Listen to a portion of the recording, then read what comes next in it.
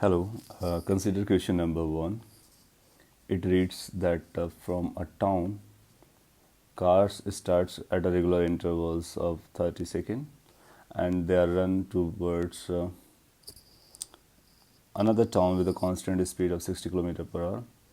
At some point of time, all the cars simultaneously have reduced to their velocity or speed to 40 km per hour due to some weather conditions. What will be the time interval between arrivals of the cars at the second town during these bad weather conditions? So here the solution is, let me explain how I have solved it. So let's say this is town A, this is town B, and the cars are moving in a regular interval of time. So let's say that regular interval of time is delta t1 when the normal weather was persisting. So this t1 time interval is going to be equal to the distance between the consecutive cars. So let's say consecutive cars are separated by a distance x, and since they're moving the same speed, we can say the same velocity, so their relative velocity will be 0. So this distance x will remain constant when they are moving, and this x will remain constant as long as they are moving with the same velocities. So initially delta t1, the time interval between two consecutive these cars, or a regular interval that we are looking for, is going to be the distance between the two consecutive cars divided by the speed of one car.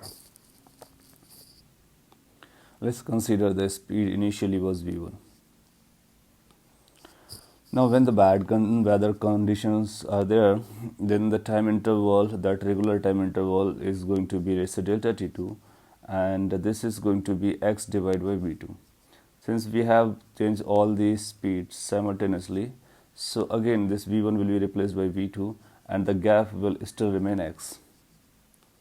So these are the two equations, and out of these two equations we can eliminate x because x is not needed, so we can divide these two. So once you divide, you will get delta t1 upon delta t2. This is going to be equal to v2 upon v1. v2 is known to us. v2 is velocity, that we make it as 40, and v1 is equal to 60. So that's going to be 40 divided by 60. And initially time delta t1 was 30 seconds. Final time interval we need to find, that is delta t2. Simplify, when you are going to simplify, so delta t2 is going to be as 45 seconds. So we will see, is there any option with 45 seconds? Yes, there's a D option with 45 seconds. That means this D will become our final expression or final answer for this question. In this note, I have written this, that this x, the gap between the two successive cars, will not change as long as we are keeping the same velocities of the cars. Okay, so D option will become our correct answer. Thank you.